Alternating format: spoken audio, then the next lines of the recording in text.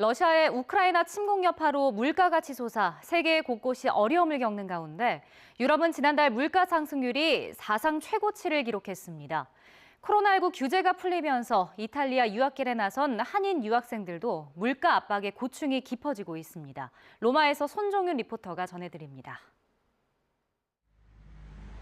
올해 초 코로나19 규제가 풀리면서 성악을 공부하기 위해 이탈리아 로마로 유학을 온 이승은 씨.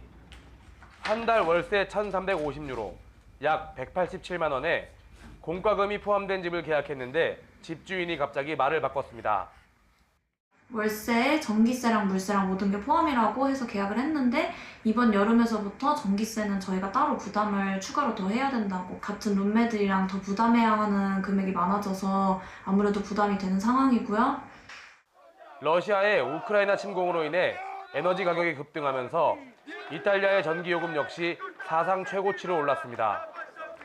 지난 2분기와 비교하면 전기요금은 17%, 가스요금은 27% 뛰었는데 4분기에는 전년보다 무려 55% 오른 전기세가 부과될 거란 예측까지 나오면서 한인 동포들도 걱정이 많습니다.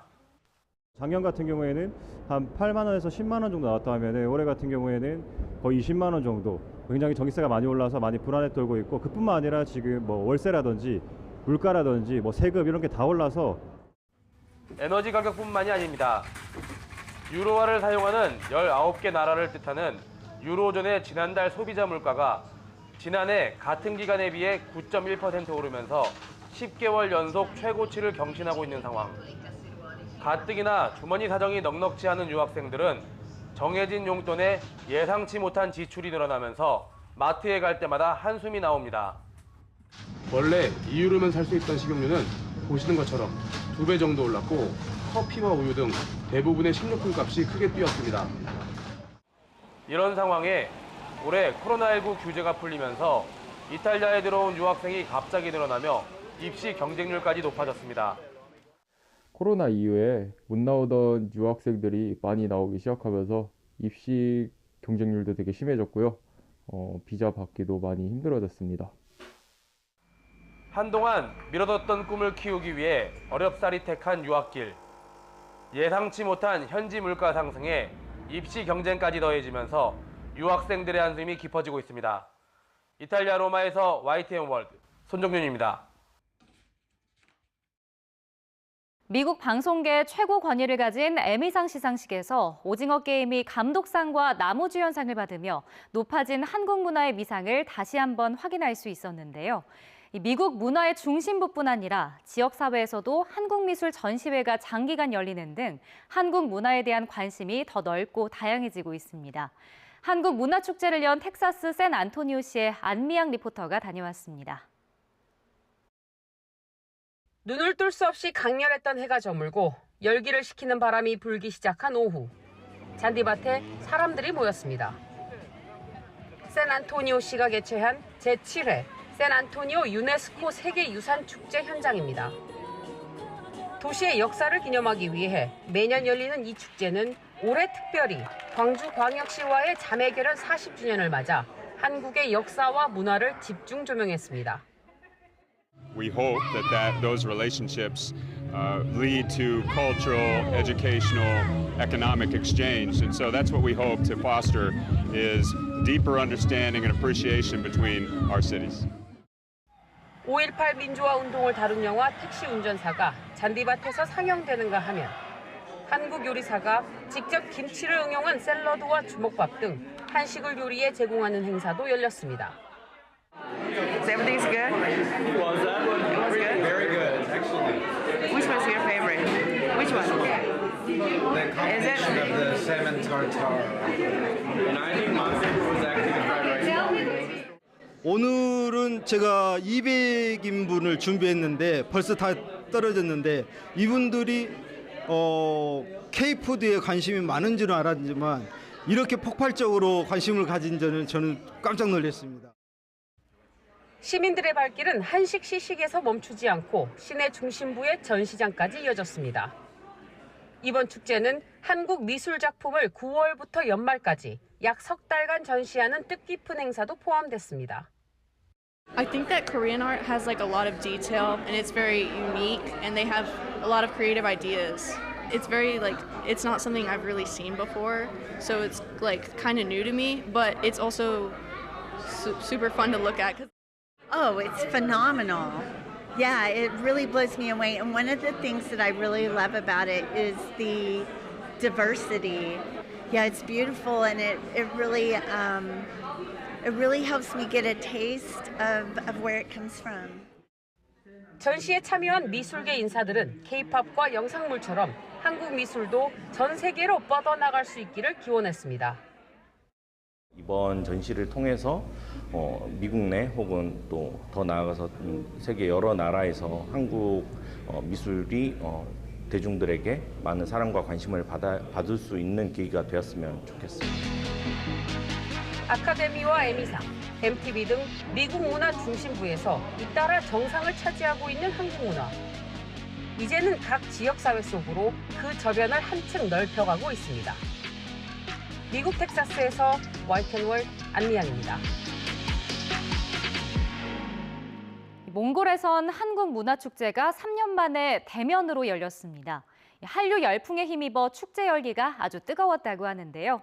한국 드라마와 BTS 등의 영향으로 한국어를 배우려는 몽골인들도 꾸준히 늘고 있습니다. 현지 분위기를 이현상 리포터가 전해드립니다. 절도 있게 펼쳐지는 태권도 시범. K-팝 아이돌이 온 것처럼 완성도 높은 K-팝 커버 댄스에 객석 열기는 더욱 뜨거워집니다. 코로나19 확산으로 취소됐던 한국문화축제가 3년 만에 정상적으로 열렸습니다. 많은 분들이 다양하게 한국 문화를 즐길 수 있도록 귀와 입과 이 모든 것들이 즐거울 수 있도록 행사를 컨셉을 맞춰가지고 준비를 하였습니다. 몽골인들에게 한식은 인기 만점. 떡볶이와 닭강정 등 다양한 한식을 맛보기 위해 부스 앞에는 긴 줄이 늘어섰습니다. 오랜만에 열린 축제에도 사흘 동안 수천 명이 참석하며 한류 인기가 식지 않았음을 보여줬습니다. 썰렁서 헐 두 개네. 한류 열풍에 힘입어 몽골 내 한국어 수요도 꾸준히 늘어나는 추세입니다. 몽골에선 이미 2000년대 초부터 한류 콘텐츠를 찾는 이들이 많았는데 최근 한국 드라마와 그룹 BTS가 세계적으로 인기를 끌면서 한국어 수업이 더욱 보편화한 겁니다. 울란바토르 한 세종학당에 현재 등록된 학생만 400여 명에 이릅니다. 한국 드라마를 너무 좋아해요. 그래서 한국어를 배우기 시작했어요. 2013년도에 설립돼서 9년간 3천여 명이 지금 현재 배출됐습니다. 코로나 때를 만약에 제외한다면은 370여 명에서 400명 정도가 매년 배출됐다고 그렇게 생각을 합니다. 한국어 인기를 반영하듯 한국어 시험 열기 또한 뜨겁습니다. 한국 취업의 필수인 고용허가제 토픽 시험에는 올해만 4천여 명이 응시했습니다. 한국어로 일하고 싶어서 한국말을 배웠어요. 한국 가봤으면 좋겠어서 이번 시험을 보게 됐습니다. 울란바토르뿐만 아니라 둔두고비 등 각종 지역에서 다양하게 시험에 응시를 하고 있습니다. 2004년 이후로 지금까지 몽골 근로자분들이 한국에 36,000명이 EPS 토픽 시험을 보고 한국에 취업을 하였습니다. 에미상 언어 장벽을 깬 오징어 게임 등 세계적으로 한류 콘텐츠 위상이 높아지면서 몽골에서도 식을 줄 모르는 한국어 배우기 열풍. 한국어 표현을 하는 몽골인들이 갈수록 늘면서 몽골을 찾는 한국인 관광객 사이에선 우리말 사용을 조심해야 한다는 얘기까지 나오고 있습니다. 몽골 울란바토르에서 YTN 월드 이현상입니다. 앞으로 50년 뒤 전 세계 인구가 103억 명에 이르지만 한국 인구는 3,800만 명으로 되레 줄어들 거란 전망이 나옵니다. 한국은 지난 2분기 합계 출산율이 사상 최저인 0.7명대를 기록하면서 이른바 인구 절벽 사태가 현실화하고 있는데요. 스웨덴에서는 이미 오래전부터 다양한 정책을 도입해 출생아 수가 반등하는 등 인구 위기를 극복하고 있다고 합니다. 이키아라 리포터가 전해드립니다. 건축회사에서 매니저로 일하는 루카스 씨. 지난해 말 태어난 아들을 위해 육아휴직을 내고 주 양육자가 됐습니다. 최장 6개월까지 휴직할 계획으로 아이를 돌보고 있는데 직업이나 직장과 관련된 부담은 전혀 없습니다. My boss actually encouraged me to take parental leave, and he told me himself that especially when it's the first child, he said it's an actual special kind of bond you make with the child. We didn't even discuss how many months. He just said parental leave. 루카스 씨처럼 스웨덴에서는 아버지가 주 양육자로 자녀를 돌보는 경우를 흔히 볼 수 있습니다. 공원이나 거리에 유모차를 끌고 나와 커피를 마시는 아버지들을 라떼 파파로 일컫는 별칭이 나올 정도입니다. 50-50. I have a challenge with feeding her, but except from that. 이렇게 부모가 동등하게 육아에 매진할 수 있는 배경에는 1974년부터 꾸준히 이어온 정부의 출산과 보육 지원 제도가 있습니다.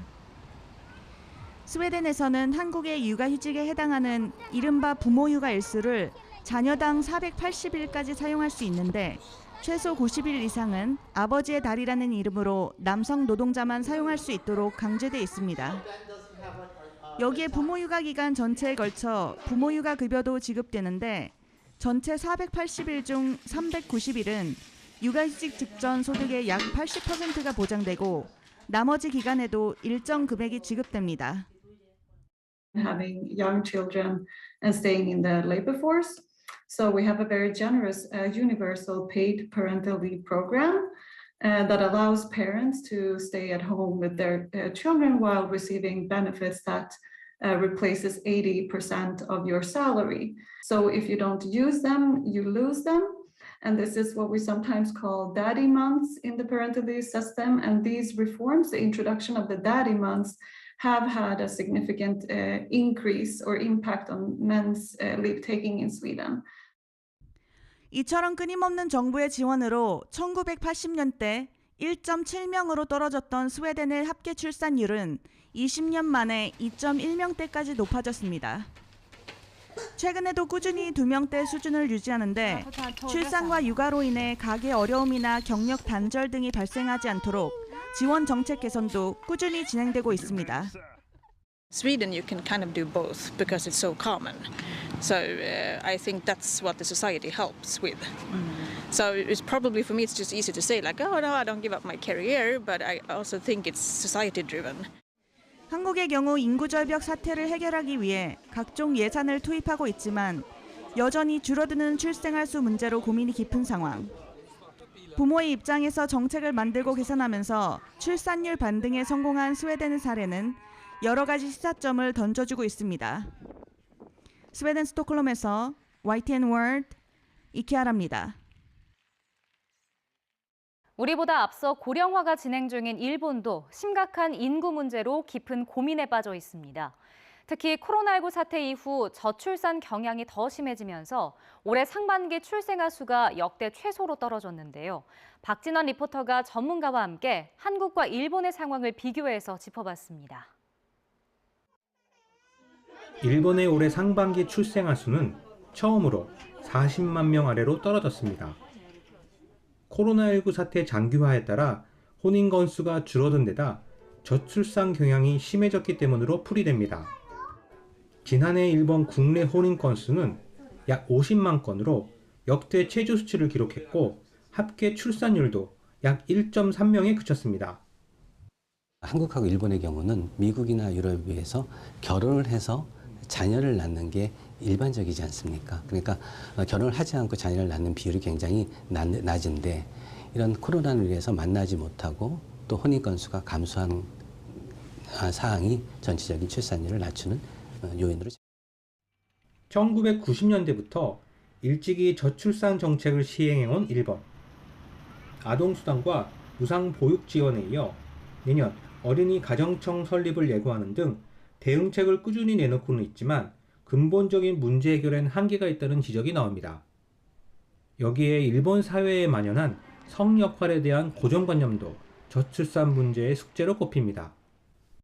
옛날에 비해서는 남성의 육아 취업 취득률이 높아진 건 사실입니다. 하지만 아직까지도 대부분의 가사와 육아를 여성이 담당을 하고 있거든요. 사회적인 전체적인 의식이라든지 아직까지도 좀 그런 여성에 대한 편견이 아직까지도 일본 사회에는 남아있다고 생각을 하거든요. 그런 부분이 개선되지 않으면 출산율 개선에는 아무래도 플러스 효과가 발생하기 힘들지 않을까 생각합니다. 일본과 비슷하게 고령화와 저출산이라는 인구 문제에 놓인 한국의 경우는 어떨까? 보육 환경 개선 등 양육자를 대상으로 한 경제적인 지원에 앞서 미혼 인구가 결혼과 출산을 고려할 수 있는 환경이 우선이라는 지적이 나옵니다.